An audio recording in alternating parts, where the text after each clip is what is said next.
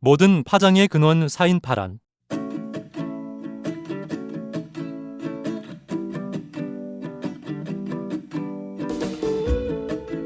사인파는 모든 파장의 근원이며 파장하면 곧 사인파를 떠오르게 됩니다. 원래 사인은 삼각비에서 나왔고 이를 원으로 가져와 각도에 따라 변하는 삼각함수에 적용되었습니다. 이를 통해 사인은 원운동을 설명하기 위한 도구가 되었습니다. 이는 여전히 삼각함수를 의미합니다. 삼각함수인 사인함수는 이후 시간 p의 에너지인 진폭 외에 위상 p 각속도 오메가를 만나면서 물리적 형태인 사인파의 형태가 되었습니다. 고대 그리스와 인도의 천문학자들은 별과 행성의 위치를 예측하고 싶어 했습니다. 원이 일정한 속도로 돌아갈 때 그 원 위의 점이 위아래 수직으로 얼마나 움직이는지를 추적하면 그것이 바로 사인함수의 값이 됩니다. 이러한 삼각함수의 회전운동을 시간에 따른 수직운동으로 투영한 결과물이 사인파입니다. 그러다 보니 물리학에서 행성의 움직임, 전자의 움직임, 진자의 움직임, 시계 바늘이 도는 것, 파도가 치는 것, 기타 줄이 떨리는 것 등 모두가 결국 이 사인파라는 하나의 언어로 연결되는 것입니다. 17세기 데카르트가 직교적 표계를 만들면서 원의 형태를 방정식으로 표현할 수 있게 되었습니다.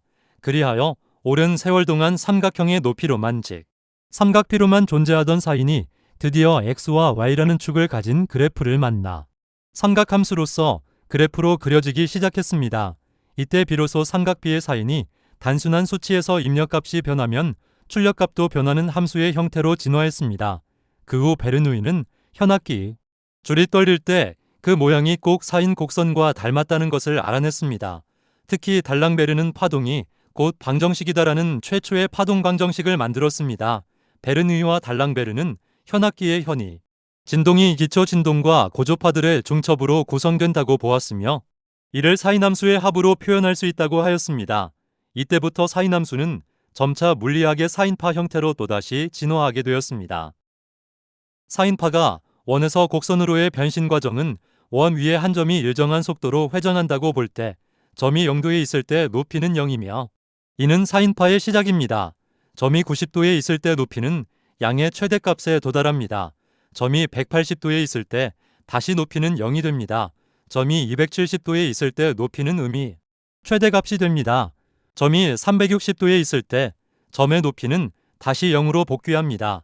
상상외로 우리 주변의 자연현상 중 대다수가 이러한 회전 과정 즉 사인파와 관련이 있습니다. 빛, 전파, 전기, 소리, 진동, 입자, 행성 등의 움직임이 사인파의 움직임을 따릅니다.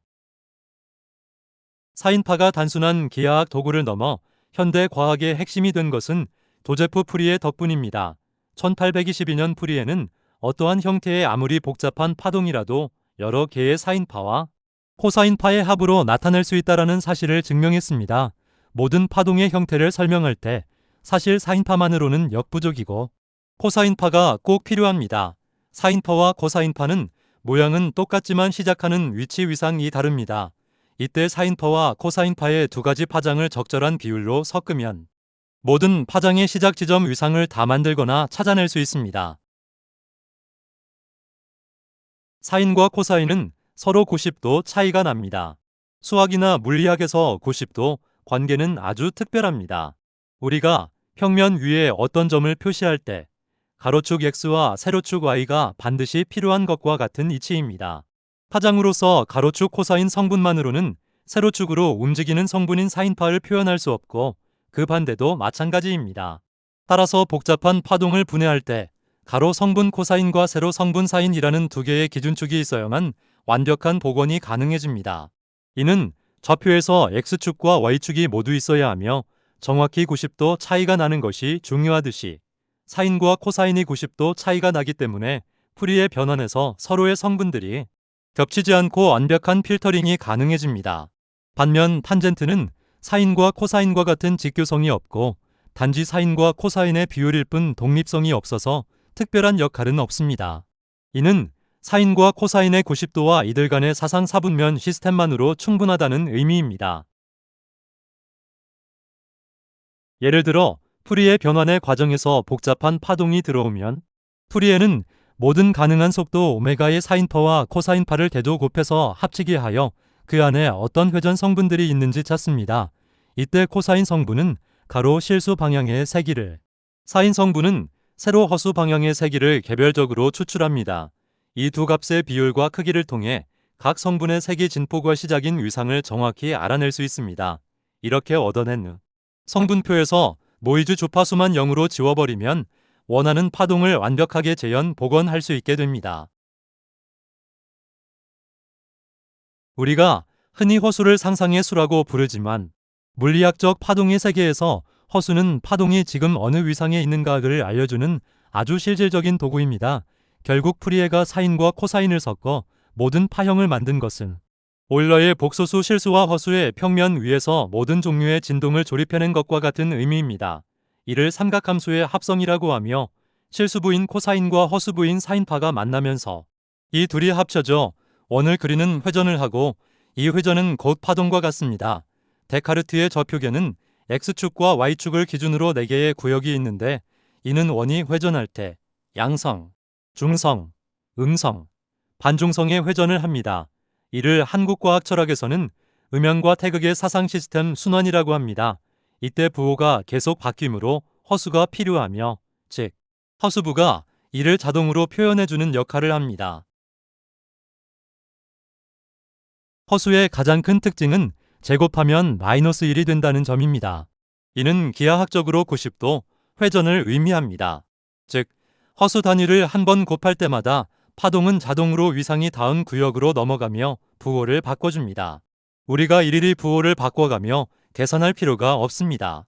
결국 파동이 흐른다는 것은 원 위에서 점이 계속 회전한다는 뜻입니다. 이때 파동의 가속도를 계산할 때 제곱의 원리가 자동으로 등장합니다. 허수가 포함된 오일러 공식에서 제곱을 할 때마다 위상이 바뀌며 마지막으로 다시 위상이 원위치로 돌아옵니다. 즉, 허수의 거듭 제곱은 위상을 90도씩 밀어내지만 마지막 네 번째 단계에서는 결국 위상이 1로 돌아옵니다. 허수의 거듭 제곱의 4단계 주기 반복으로 원은 계속 순환을 하는 원리가 됩니다. 이를 통해 오일러는 모든 파동의 운동은 결국 원운동이라는 직관을 가지게 되었고 오일러의 직관은 현대 전자기학에서 꽃을 피우고 있습니다.